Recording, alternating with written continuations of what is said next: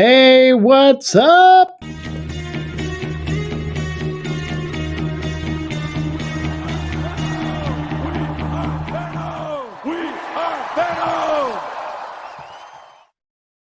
Yeah, we are Venom. What's up first? Mark Anthony, you are first. What is up? Welcome everyone who's here. Mark, anyone who's joining later, thank you for being here. And this was just like an impromptu thing. I was like, you know what? I'm just going to do it. Screw it. Hey everyone, it's Mark, aka Peek at You 1 and 2 in the house. Welcome. I forgot to send a text. Hang on one second. And tonight we are going to talk about Venom number 33 and King in Black number 3. But reverse that. We're going to go in the reverse order. We're going to talk about King in Black 3 first, and then we're going to talk about the Venom number 33. So let me get my chat back up. Let's see what those comments are looking like. Hello. Yay. Yes. So we're going to do that. And I have some images to pop up while we're discussing this. So we'll see if anyone else pops in here. We got 4 people watching. Hello, everyone. Feel free to jump in the chat if you're able to. And we have some images, so I can do this, and we can talk about them. So hopefully you can still hear me over the image. Hopefully the mic, it looks like I'm not muted, so hopefully this still works. So let me know if you can hear me and see that cool cover for King in Black number 3, featuring Thor fighting Null. So that should be up on screen right now. Now it's gone, obviously. Yeah, so I have 5 images, roughly, like the cover plus 5 images of King in Black number 3. And then I have the cover and 6 images of Venom number 33. You want King in Black animated series already? All right, sweet. I mean, I'm sure at some point they'll work on, I'm sure we're going to see a lot of Null. Like Donny Cates seems to have hit it out of the park with this character. I feel the character is very bland and boring, to be honest with you. I don't find him very scary at all, or his plans, whatever, scary. And honestly, I don't know why he has so much power. It like nothing really adds up with this character, but he's definitely a fan favorite. So I can't take that away from him. Definitely. So he's already appeared in the Marvel Future Fight video game, and he's like a major character there. Now he's a playable character in the game, I believe. There's a lot that I'm sure we're going to see a lot more with that character for sure. I was rewatching scenes, and that's also something that I'll include in future episodes is actual clips from like the Venom movie, like little clips.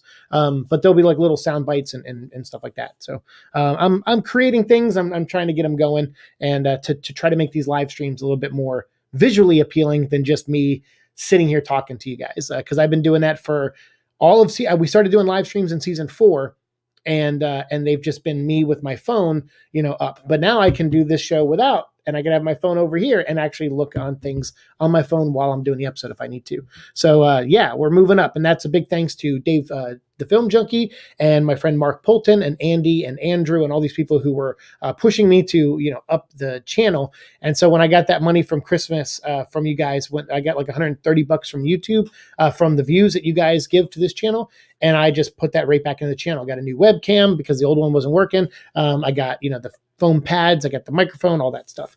So yeah, hope you guys are enjoying the content. So here we go. We're going to talk about King in Black number 1, number 3. We already talked about King Black number 1. So King in Black number 3, here's the cover. And obviously this is bringing Thor in. Thor has been out in space. If you're reading his book, there's a lot going on with Thor. And yes, we will get there, Superior Venom. It's like, stop blowing your wad. He's like, comes right in. Talk about the money shot. It's like, we'll get there. We'll get there with the dragons and all that stuff. We'll get there. We're on King in Black number 3 right now, so keep it in your pants.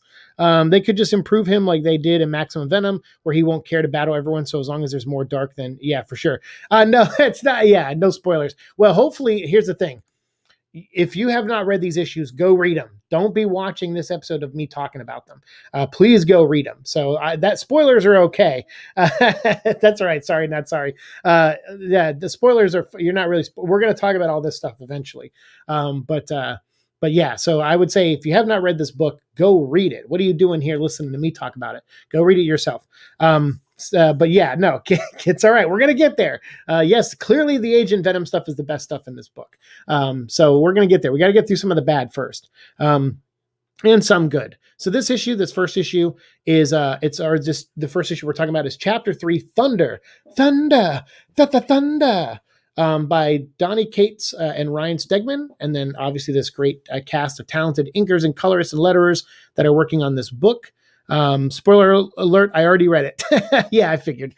But this book, it starts off with a bang. It's basically like the first beginning of this book is Peter talking to to Dylan a little bit, and the team kind of regrouping after Eddie flatlined on them and died at the end of the last issue. So there's a lot of the grieving. They're trying to get Dylan out of the room. They're like, hey, we need you. You used your powers a second ago to like evaporate that dragon. We kind of need that, but are you up to it? Kind of thing. And they're trying to pep talk them. They go more into that pep talk in the Venom issue, which we'll get to, and it's much better over there because it's Spider-Man just like opening his heart to Dylan, and it's awesome. It's a really great scene. And this one, they kind of rush through it. You get Reed's perspective. Reed comes across kind of a dick in this book. He's like, "Yes, the child has power. Let's use it." And you're kind of like, "Slow down, nerd. Like, let's. It's a kid. Like, let's figure this out." So the team's kind of regrouping, and they come up with a plan, and Dylan's like, he's like, Spider-Man's like, Dylan, are you able to do this? And Dylan's like, yes, I want to hurt something badly. So they actually jump into battle. So you have this scene here where Dylan and Wolverine, Invisible Girl or Invisible Woman, Spider-Man, they're all jumping into battle, and they're going right to the heart of the heroes that have been infected. So you have Captain America there, who's been nullified, and some of the other characters, and you see Dylan here with this awesome shot where he evaporates the symbiote off the shield and then palm catches the shield the way Winter Soldier does in the Winter Soldier movie, which is pretty freaking awesome. And of course the battle ensues, and that's pretty much what most of this first half of this book is just a big battle. It's like starts off small with them, trying to get Dylan, like, are you ready? Can you do this? Are you sure? And he's like, yes, I want to get revenge for my father. And then they go out there and fight. But Dylan starts to lose, and he's, the tides start turning, and Null shows up through other superpowered people. And it's like, because now every time someone's nullified, they can essentially become like Null can take over their body essentially, or take over their form, or appear right there. Like he can, use powers through that person and communicate through that person. So he's like an omnipresent type villain, which is kind of neat. And which I think Carnage kind of was though in Absolute Carnage. So, and it was a power Null gave him. So it's not something we've really not seen before either. So it's kind of like, oh, this would be scarier if this was the only time we've seen something like this happen, but it's not. So anyway, Dylan starts to, get knocked back, and the tide is turning, and it looks like they're going to lose. But then as Null is reaching out to grab Dylan, the thunder comes down, and we get Thor arriving, which is pretty awesome. Let me read some comments here. Spoiler alert, Donny Cates do burr. It would have been awesome, Mark Anthony said, insane to see all the cosmic heroes and some powerful beings jump Null. Yeah, I mean, I think they all try, but he's not letting anyone get close to him. He's got like symbiote infected celestials, and he's got like an army of nullified characters that are keeping him safe on top of a tower or looking down on New York while all this is happening. And Mark says, honestly, though, they should have combined King and Black with the Venom issues, have more pages for dialogues to flesh out the characters. That's true. Yeah, that could have been something too. And actually, you know what? I'll try to put your comments up on the screen here, and I'll try to go back and forth. So Thor shows up, and he actually brings the fight to Null, and then boom, knocks Null's jaw clean off.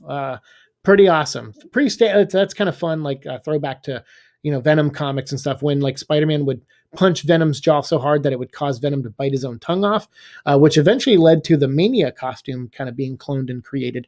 So it was pretty funny. Like Null gets his jaw knocked completely off. And in the middle of all this, like while this battle's going on, Null and Thor are just going back and forth, and Thor is teaming up with Dylan. And I like that there's kind of a mutual respect there. Like he's like, who are you? And he's like, I'm Venom's son or whatever. And he's like, yeah. He's like, what can you do? And then he's like, evaporates a dragon. He's like, cool. And he goes, what do you need me to do? And Dylan goes, I need you to bring the thunder. And he goes, I can do that. And then he just starts kicking the crap out of Null. So this is pretty neat, because obviously Thor is like super powered right now in the comic books. If you're reading his story, he's like defeated Galactus and all these other things. He's got like cosmic powers, and he's super powerful now. He's a little bit more powerful than he usually is, and he's showing up to like help out. But it doesn't go too well. The tides start turning again, and then we get this awesome shot where Iron Man is riding in on a dragon that is infused with the extremis virus and stuff. So Iron Man has complete control over this dragon, which you have to read, I think, one of the one shots to see how he got control of this dragon. And we will talk about the tie-ins to this. We will talk about those coming up for sure. We have Cam Fraser, who's someone who watches this show and these episodes, and is a big fan of the show, which is really awesome. But a friend, definitely, who's become a friend. And Cam has donated all of the tie-in issues to us, so I can actually read them and do episodes on them, because I just don't have the money or the time I mostly money. Like I can't right now. I'm like penny pinching when it comes to rent and stuff, that I just can't buy every single tie-in. I could probably buy like 1 or 2 or 3 every month, but not all of them. And Cam was like, you know what? I'm going to buy all of them. I'll send you the digital code. So we have some videos coming up where Cam is actually our I call them, the episodes sponsored by Cam. So we'll have this intro play in front of those episodes. So whenever you see this intro, you'll know that it's a Cam produced episode from Cam and his donations to the show.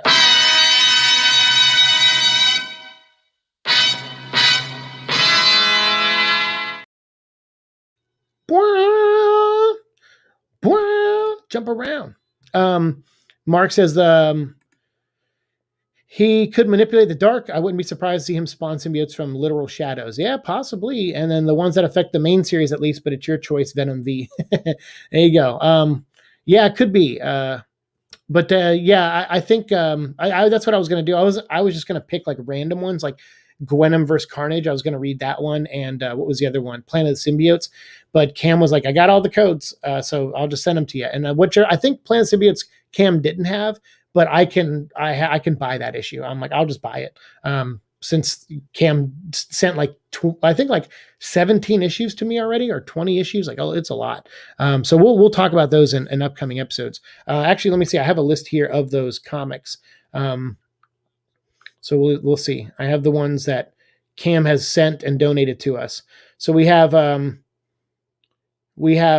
whoa, what's that? What's going on? App.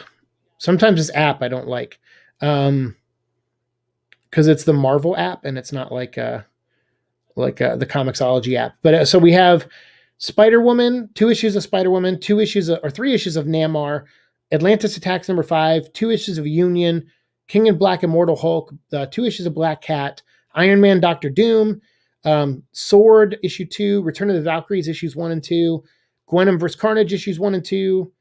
Guardians of the Galaxy #10, Thunderbolts #1, Marauders #1, Deadpool #10, Savage Avengers #17, Black Knight #1, and Daredevil #26. So a lot. I mean, that's all sent by Cam. So like I said, we're gonna definitely talk about those in future episodes for sure.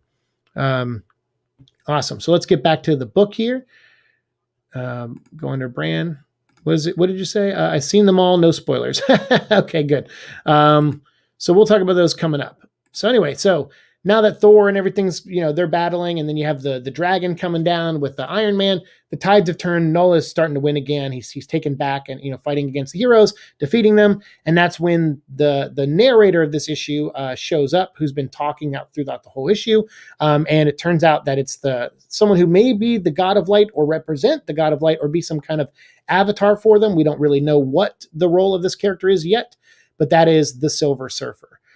So obviously Silver Surfer is a big thing in Donny Cates's mythos that he's working on in the Marvel universe. He's kind of tying a lot of things together, including Silver Surfer lore to an extent.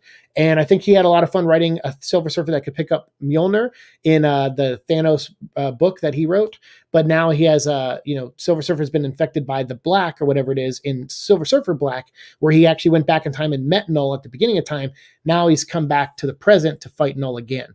So pretty neat book. So it ends on that note where you're like, all right, Silver Surfer is now joining the battle. So we'll see kind of what they do with that in the next one, what kind of fun moments we have with Silver Surfer, what power set he has and where his powers are. Is he still dying? Like, I don't know fully what's going on with him right now.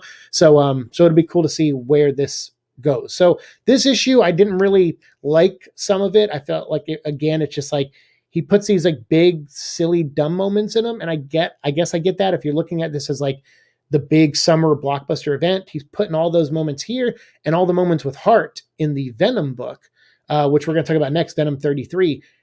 I wish there was more of a balance with that. There's a little bit of heart in this, in the main book sometimes with Dylan and Eddie, and obviously Eddie dying and stuff. But that was so dragged out and so predictable that it just felt very boring to me. But they're dealing with it really well in the Venom book. So like if you just read King in Black and you aren't reading Venom, I think you're missing out on the best parts of this story. Like for sure, you're missing out because those tie-in issues are the best part of King in Black, in my opinion. The main King in Black story is just kind of action, boring nothingness in a lot of ways, but they are bridged together really well by the existence of the Venom issues, at least in my opinion. Mark says he loves the origin and how Null was portrayed. Yeah, I can't agree with you on that one. I'm not a big fan of Null. I think he's very boring, and I don't find there to be anything interesting to me to the character. But I know he's definitely, a fan favorite for sure, and a lot of people do like him. I've read enough stories to where he's very bland to me, but he's not bland to a lot of other people. So so I respectfully disagree, but I'm glad people do like this character because I think this is, whether I like it or not, this is going to be the template of the future of what people do with Venom comics from here on out. I think no matter what, from here on out, they're always going to somehow mention Null, and probably even other writers who write the book after Donnie will probably even bring Null back at some point down the road. So yeah, and they would be dumb not to. I mean, he sells books, and people are clearly invested and interested in this. So it's like it would be a smart move to do that. Oh, Silver Surfer, it felt rushed and boring in my opinion. Oh, I see. Oh, okay. But you mean Silver Surfer Black? You meant? Oh, okay. Yeah, I got you. Okay. Yeah, I did a video on that book, and I thought it was okay. I love the artwork in that book. Yeah, I thought it was okay, that book. But so now we have Venom number 33. And Venom number 33 here, I love this cover. You got Eddie Brock's mouth being pulled open from the inside by Null, which is really cool. And this book is obviously by Donny Cates, but also Iban Coelho, who, if you go back to the first season of the show, I think one of the first artists that we focused on in the show was Iban, because he was drawing the Venomverse storyline when we first started this show, and I was really loving it. And I think I was giving out the digital copies of that. So all the way back in season 1. So I'm so glad Iban is still doing Venom. Venom comics. I think he's doing other stuff for Marvel too, but I'm so glad whenever he's on a Venom book, it's awesome. And I'm glad he's doing these ones, and particularly these tie-in issues, because like I said, I like his style. I think when we first started the show and I was reviewing Venomverse and Venomized and all that, I was very excited, and you could see the look on my face every time Iban drew an issue, because I think there was one issue of Venomverse or one issue of Venomized that he didn't draw, and I could tell, and I was like, oh, I don't like this issue. Where's Iban? Where's Iban? Now that he's back, I really love his style, and I love seeing what he brings to the table. Like stuff like this. I really like his page layouts. You see all the like Cyclops and Captain America and the Thing. They're all nullified, and they're all coming to battle. And then here you see up in the left corner where my logo is covering it, you see Peter giving a heart-to-heart conversation with Dylan. And that actually goes on for like 2 pages or 3 pages. And normally I would be against that much, but it was very needed, I feel. I feel like that conversation between Peter and Dylan was very needed, because when I read it in the King in Black 3 book, I was like, God, that's so rushed. Why? Like that could have been a good scene. They fleshed it out in this one, and it goes for like 3 pages where Peter is like telling Dylan, this is the kind of life I've had. I've lost friends. I've lost loved ones. It sucks. I hate it. I've lost a father figure too. And he goes, and I was told about power and responsibility. He goes, so you have the power to change the tide, and you can help us fight back. But I'm going to give you something that no one ever gave me back when this happened, a choice. He's like, circumstance, led me to putting on this costume and not being a wrestler, but becoming a superhero. He goes, and I did that because my selfishness as a wrestler to make money got my uncle killed. And he said, so I'm telling you this because I want you to have a choice. What do you want to do? And that's when they go back to the line from King in Black, #3, where Dylan goes, I want to hurt something.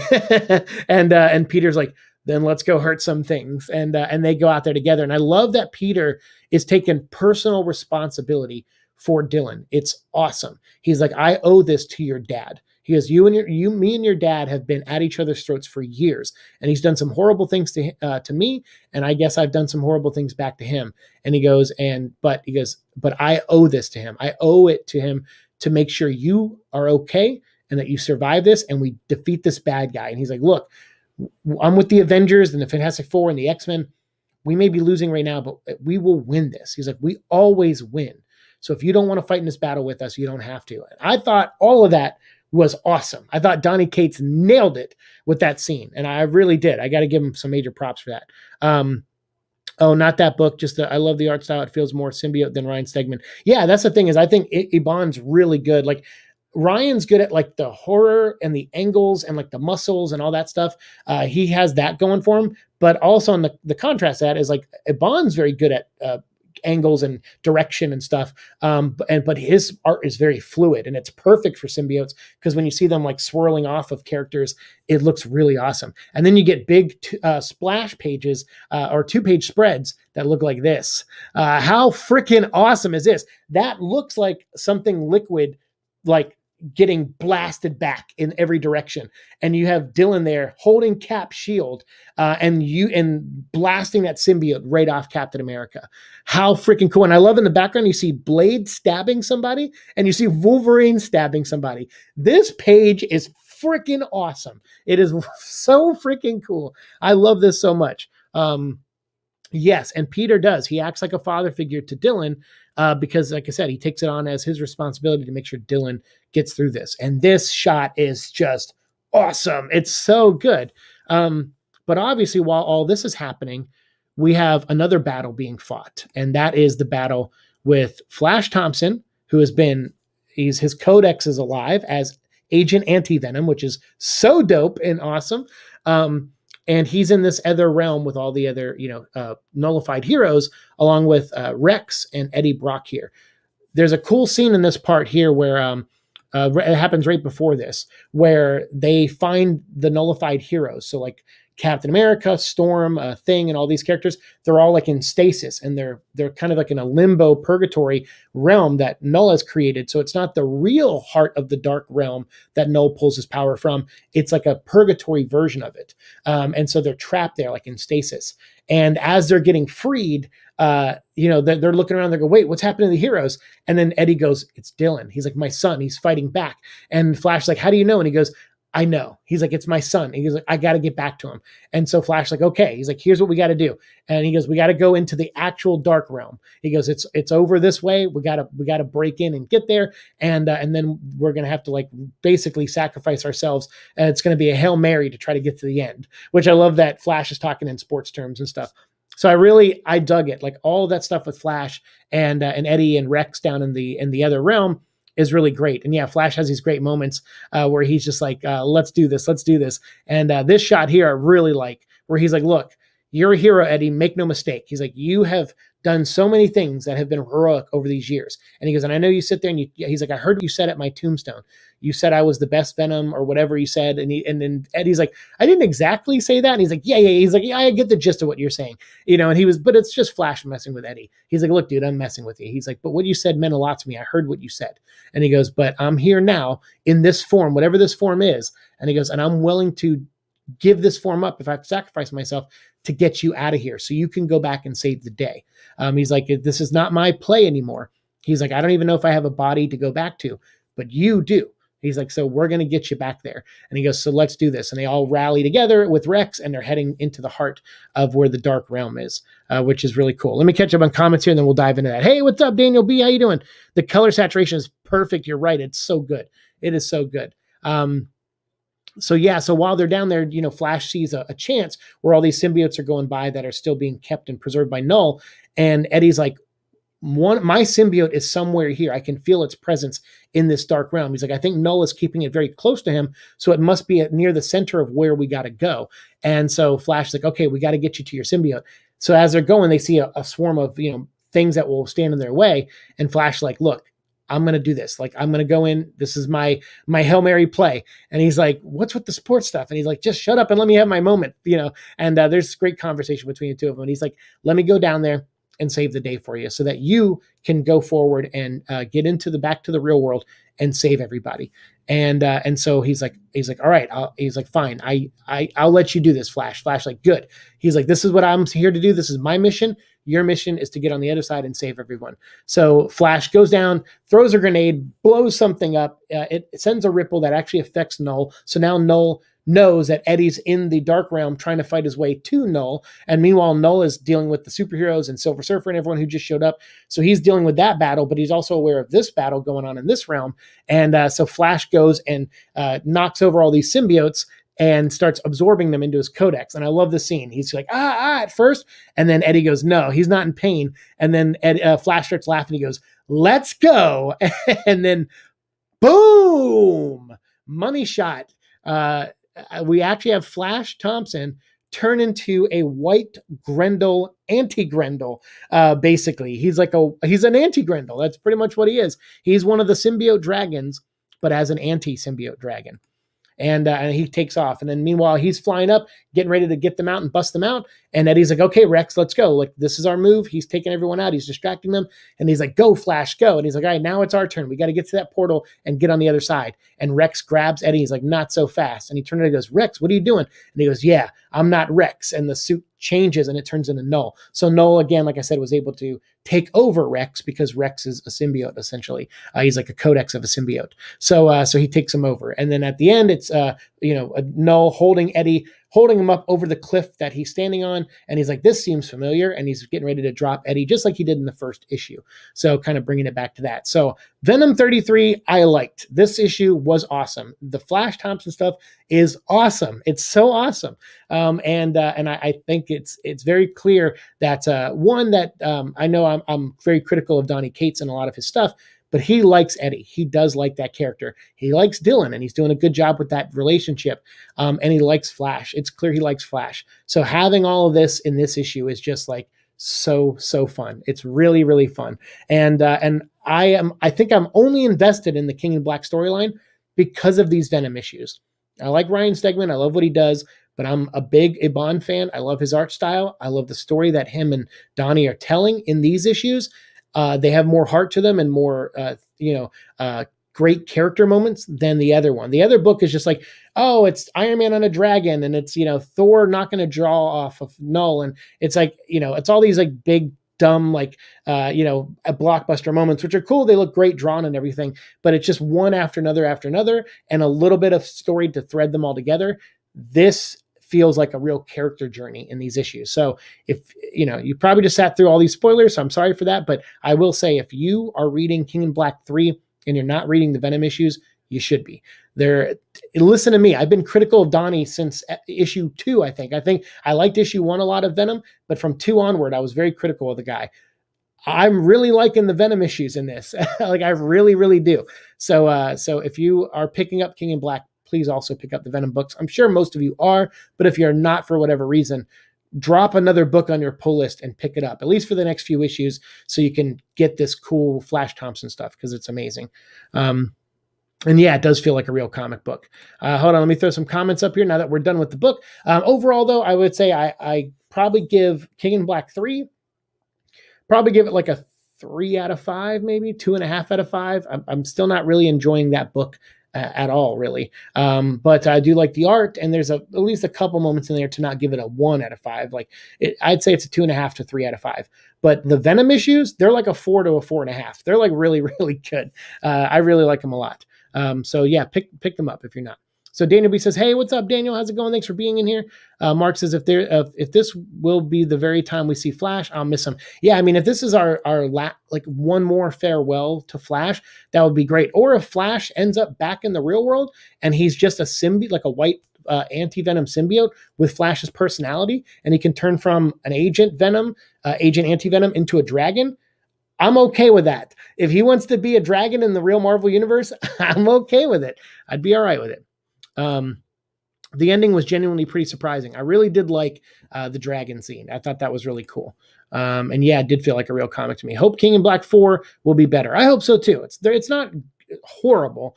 I just like, I'm like, I don't know. It's just like I said, it's this like set piece action scene, and it's pretty bland and predictable on a lot of levels. This was nice because I did not think we'd see Flash again in issue Venom 32, and I didn't think we'd see him turn into a big anti Grendel in this one. So again, hit me with the surprises. I didn't see it coming. So yeah. So anyway, so yeah, I'm caught up on comments. Oh yeah, that'd be awesome. Yeah, I hope so too. So I'm caught up on comments, and I just wanted to make this video real quick. It's a 30-minute video, but we went over these 2 issues. That's what I'm going to do for King in Black. Every time there's a new King in Black issue out, I'm going to wait for the Venom issue that comes out afterwards, and we're going to do live streams of them. So we already did that with issues 1, and then Venom, I think we just did 1 and Venom 30, right? 31, and then issue 2 of King in Black and Venom 32. That was a episode we've done before, and then now we had King in Black 3 and 33 of Venom. So we'll do King in Black 4 and 34 of Venom in like a month whenever both issues are out. So I won't be pumping these out right when they come out. Like right when King in Black 4 drops, I'm not going to make an episode on it. I'm going to wait till Venom 34 comes out like I did this time, and we'll do it then at the end of the month. So that way you have plenty of time to read it, so we can talk about spoilers, and I can put a couple images up and I won't feel super guilty about it. And then we'll also, in between now and then, though, we will go through those issues that Cam Fraser donated to us, and we'll discuss those. And those will be pre-recorded episodes, though. So I'll just probably start recording them next week and start getting them up to you guys sometime then. So Mark, thank you for hanging out. Daniel B, thanks for being here. And then we had someone earlier, Superior Venom, who jumped in with the money shot. That's okay. I was just having fun with you. Hopefully you stuck around and still enjoyed the episode. And yes, that was a great moment. The Flash Dragon was super awesome. So everyone else who's watching later on, thank you so much for supporting the show as always. Hopefully this is a nice way for us to like up the, I guess the production value of the show and have these like more interactive live streams. Hopefully you like this. And if you did, let me know in the comments down below what you thought of this episode. If you think we're moving in the right direction, as long as I'm growing and progressing and, making things a little bit more interesting, I hope that's what I want to do. And I don't want this show to just get into a funk and just me do the same thing over and over. There's going to be some of that, obviously, like it's always going to be me and a camera talking, but I'd like to bring in other elements if I can. And I like that we're using StreamYard now. I really wish I would have just committed to this a year ago, but we're here now, and it's going to make season 5, I think, a lot better. So thank you, Mark. Thank you, everyone else who popped in, and thank you guys for watching. Let me know your thoughts down below, and we'll continue our conversation as always down there. Thanks for watching the show. See you in the future.